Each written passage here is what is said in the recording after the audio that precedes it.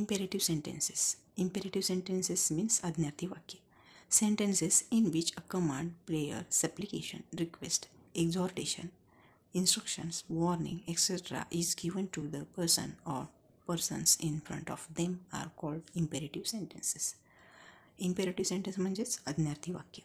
ज्या वाक्यात sentence in which, ज्या वाक्यामध्ये अ कमांड, समोरच्या व्यक्तीला किंवा व्यक्तीला अ कमांड मीन्स आज्ञा, प्रेयर म्हणजे प्रार्थना, सप्लिकेशन मीन्स याचना, रिक्वेस्ट मीन्स विनंती, एक्झॉर्टेशन मीन्स उपदेश, इन्स्ट्रक्शन्स मीन्स सूचना, वॉर्निंग मीन्स ताकीद, एक्सेट्रा आदि इत्यादी is given to the person or persons in front of them are called imperative sentences.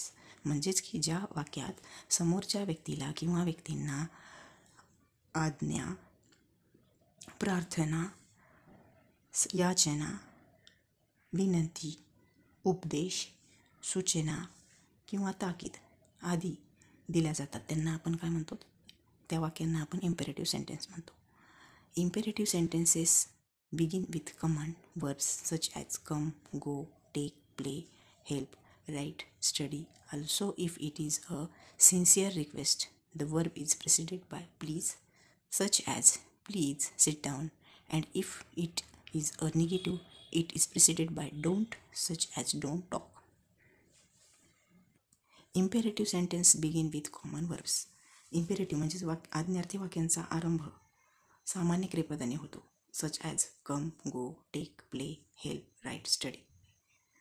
अशा प्रकारच्या आज्ञार्थी वाक्यांचा आरंभ कशाने होतो, तर सामान्य क्रियापदांनी होतो. अशा सामान्य क्रियापदांचा also if it is a sincere request, तसेच कळकळीची विनंती असल्यास, सिन्सिअर रिक्वेस्ट मीन्स कळकळीची विनंती असल्यास, the verb is preceded by please. जर कळकळीची विनंती असेल तर आपण त्या ठिकाणी क्रियापदाच्या अगोदर प्लीज हा शब्द घेतो. प्लीज, जसं की such as please sit down, म्हणजेच प्लीज सिट डाऊन म्हणजे इथं काय या वाक्यामध्ये काय दिले की प्लीज सिट डाऊन म्हणजे कृपया खाली बसा. And if it is negative it is preceded by don't, such as don't talk. आणि जर नकारार्थी वाक्य असेल तर त्या ठिकाणी आपण डोंट या शब्दाने त्याची सुरुवात करतो. जसे की सच ॲज डोंट टॉक. काय? डोंट टॉक म्हणजे बोलू नका.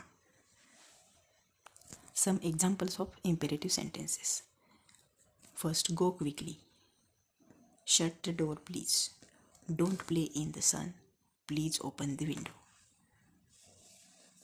सो फर्स्ट काय इथं काय, गो क्विकली म्हणजे लवकर जा. शट द डोअर प्लीज, कृपया दार बंद करा. किंवा असे होऊ शकते की कृपया दरवाजा लावा किंवा दार लावा. Third number, don't play in the sun.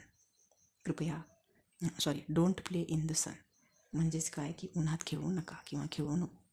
Please open the window किंवा असे होऊ शकते की कृपया खिडकी उघड, किंवा असे होऊ शकते की